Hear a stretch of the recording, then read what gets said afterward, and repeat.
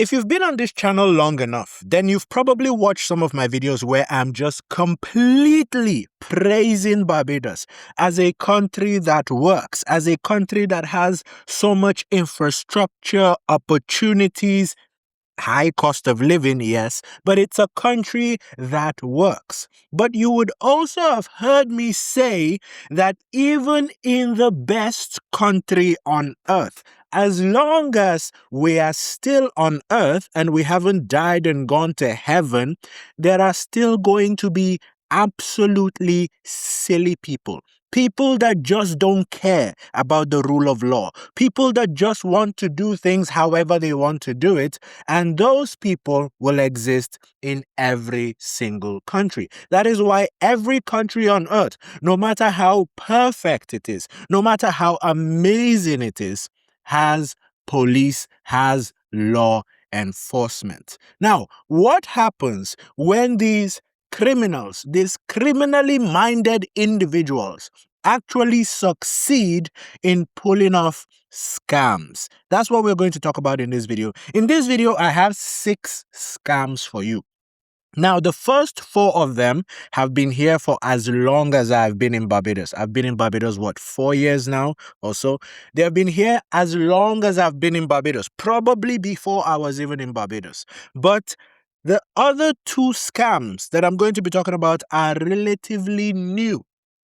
And so, the reason I'm talking about them, even though they're new, is because new scams are the ones that tend to catch people off guard. If something is well documented, if a lot of people have stories about falling for certain kinds of scams, you know what to expect. But if it's a new scam, then it'll catch you by surprise and then you'll fall for it and you'll get in trouble. So that's why we're talking about them. Now, the title of this video says, I got scammed for $6,000.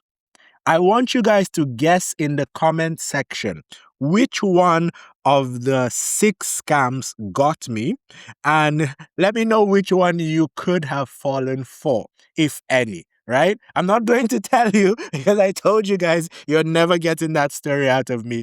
But I'm going to include the scam that got me here, and then you let me know what you think about it. Okay, let's start from the first one. The first one is the Facebook marketplace scam.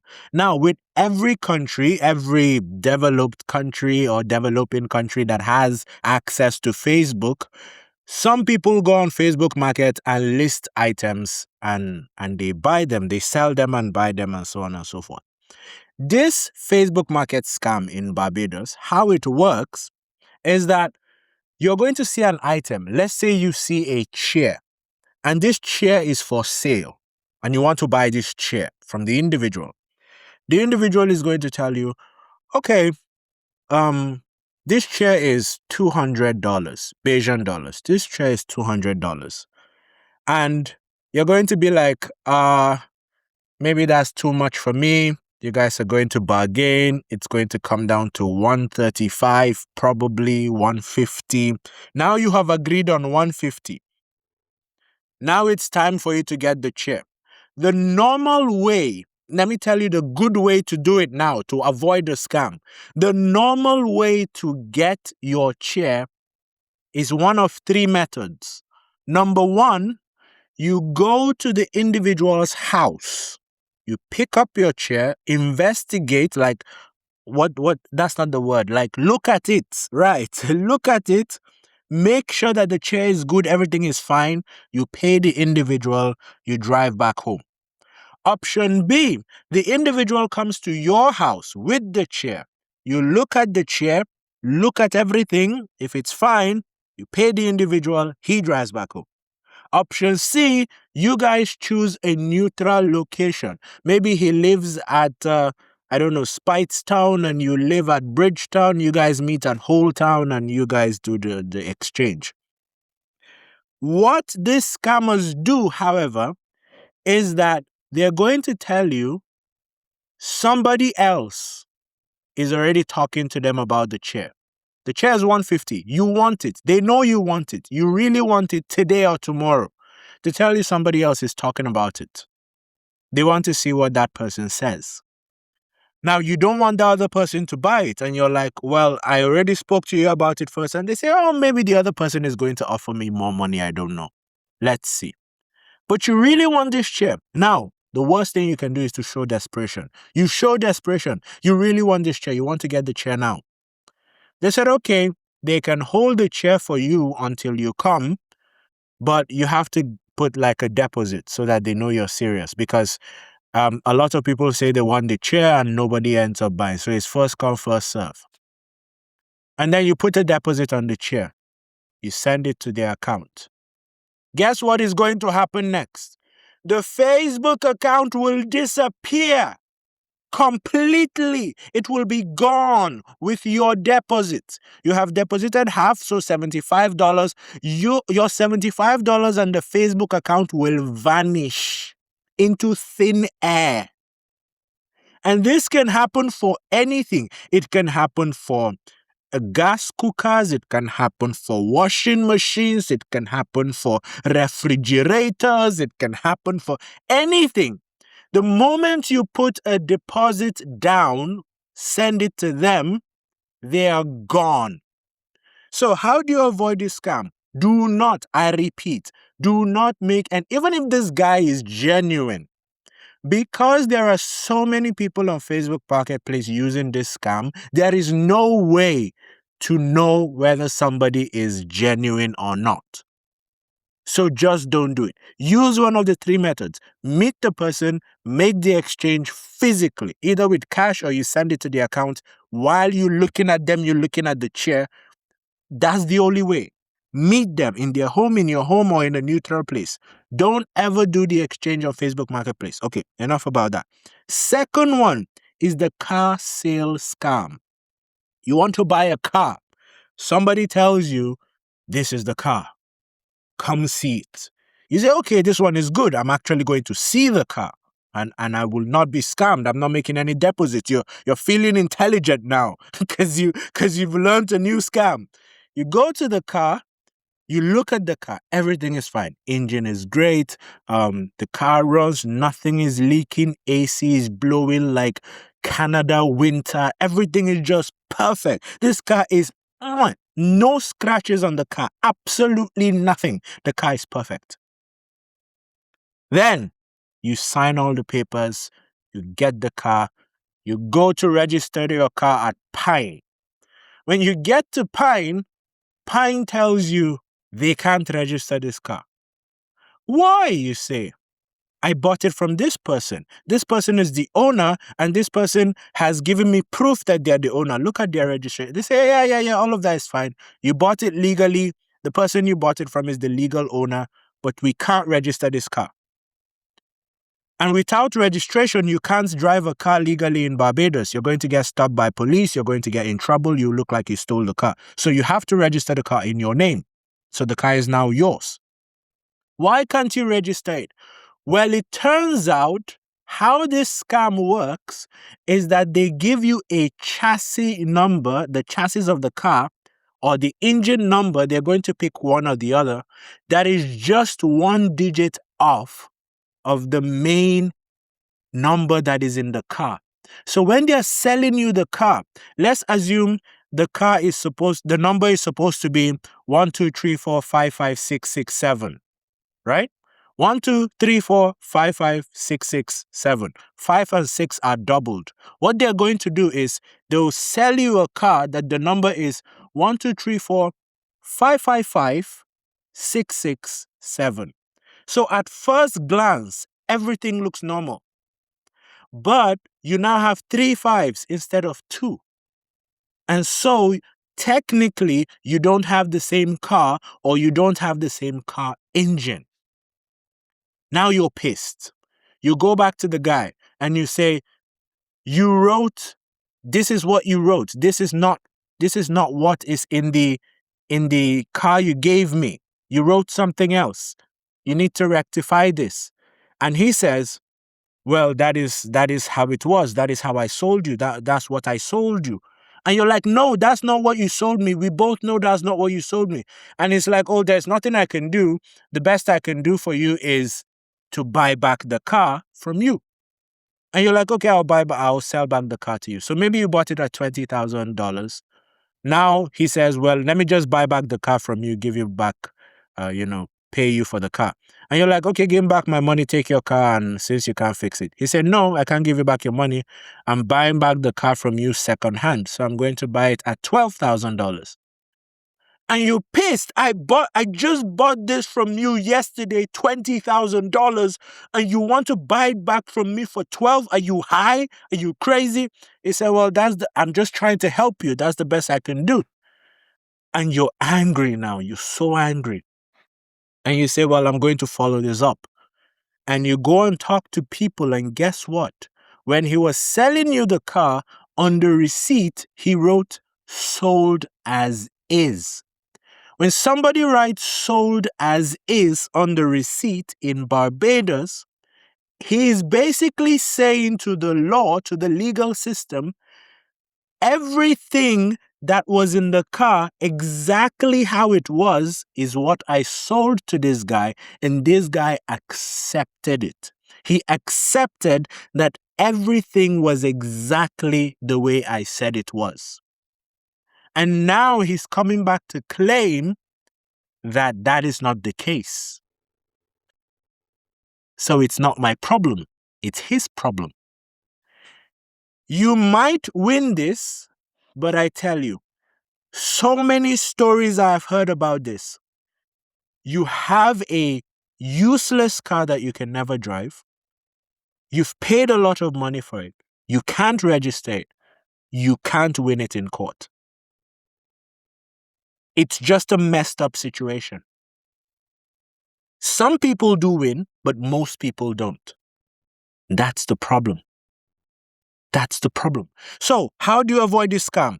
When next you want to buy a car, when you want to buy a car in Barbados, and you're not buying it from an official car dealer, like you go to Simpson's Motor, for example, you're not doing that. You want to buy it from an individual.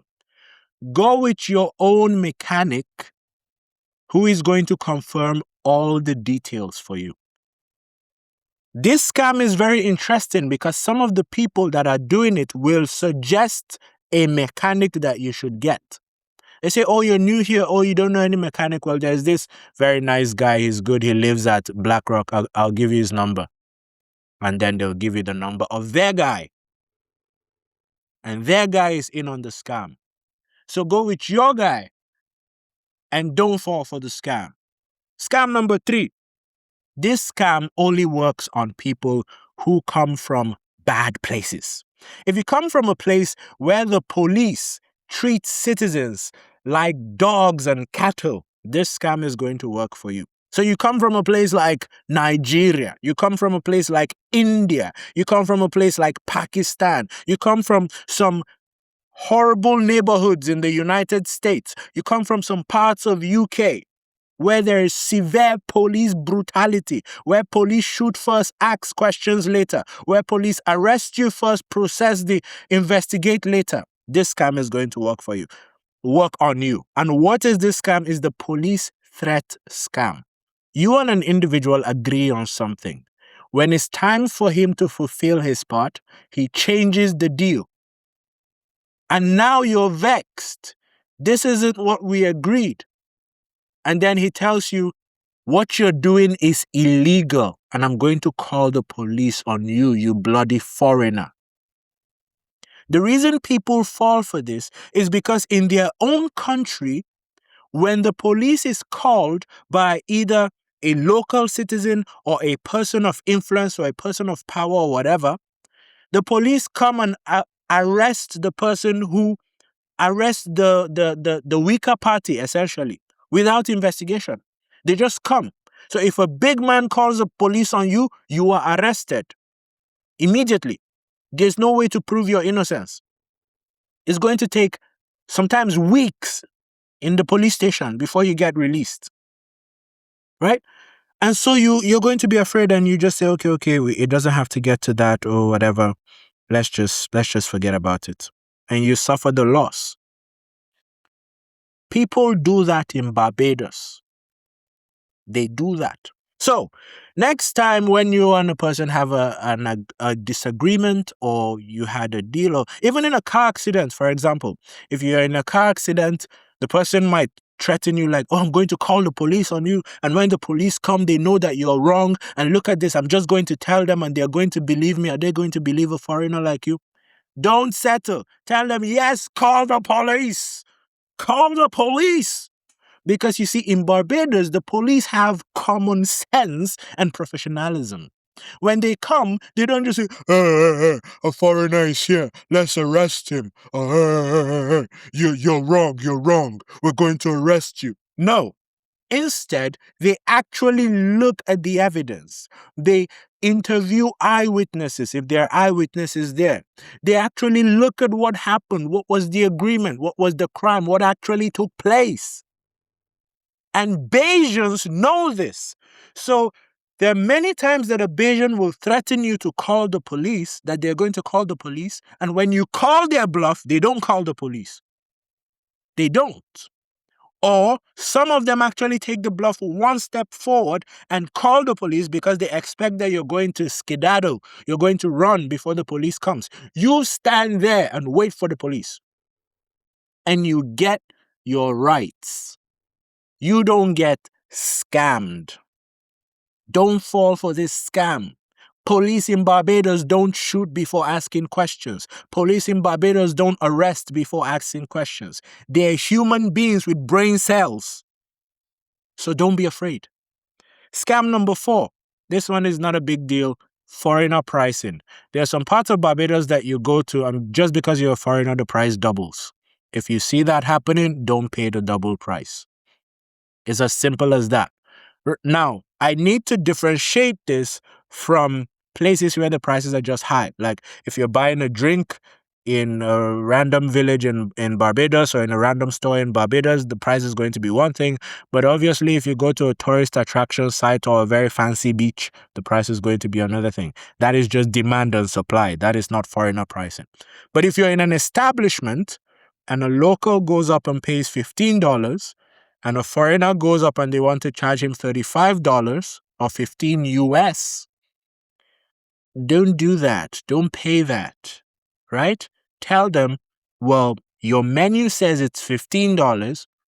This guy just came here and paid $15, and I'm going to pay $15. 8 out of 10 times, they're going to back down. 2 out of 10 times, they're going to insist that for you, it's that price, and you leave. You leave the establishment because we don't get scammed on this channel, right? But 99.99% of the time, this foreigner pricing is not a thing in Barbados. You're just going to see one random storekeeper try to pull a fast one on you. Call him out on his nonsense. Most of the time, he's going to just change his mind and become an upstanding citizen. For those who double down and leave. You don't need their services. We don't need to be scared. I don't know why I'm more Black American in this video. Like, my accent has changed completely. Anyway, the last 2 are new scams. The first one is sample. You know when you go to a store and they have this, oh, free sample, come and taste this juice, come and taste this cake and see if you like it. If you like it, we also sell like the full box. You can buy the full box for $9. You can buy the full cake for $20. Just taste this one and see if you like it. That is very common in Barbados. You see it in many parts of Barbados. It's very, very common. However, there is the scam version. The scam version is somebody says, come, you're going to like this juice. This is a local juice. Look at it. Here's a bottle. It's going to see if you like it. You open the juice, you taste it, and then he tells you that's $5. And now if you don't pay, you look like a fool because it's not a free sample. You thought it was a free sample and you didn't pay for a paid product. Right? So anytime somebody says, come and look at this, try this, and see if you like it, ask very clearly, is this a free sample? If they don't respond, don't try it. If they say, yes, it's a free sample, You ask, are you sure it's a free sample? They say yes. You say, okay. So after they give you the free sample, they can't tell you to pay because they already told you it's a free sample, right? So that's how to avoid that scam. It's very simple. Is this a free sample? And they're going to confirm whether it's a free sample or not. And you don't have to assume, you don't have to pay for something you didn't even want to buy in the first place. You were just trying it out, and now you have to pay for it. All right, final one. This one is relatively new as well, and that is speeding ticket SMS.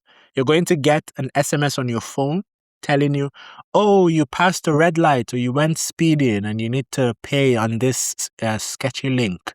Let me just tell you now, in Barbados, the police officers don't send you an SMS with a private number telling you were speeding or you crossed a red light. It's stupid. They don't do that. Police wants to investigate. They have cars. They drive to the location. And if you ever need to pay for a parking ticket or whatever, you will pay it at a court, right? You are going to drive yourself to a court. You're going to put in your details and you're going to pay. That's how it's done in Barbados. It's not on an SMS on a shady link somewhere. Don't click links you did not ask to be sent to you. Except for my book. Buy my book. I want you to click on the link to go and buy my book. And you're going to see more things like this in the book that will help you, prepare for your move to Barbados. So if you like this video, like the video, subscribe, and stay safe. Which scam do you think I fell for? Which one would you have fallen for? Let me know in the comment section. Bye-bye.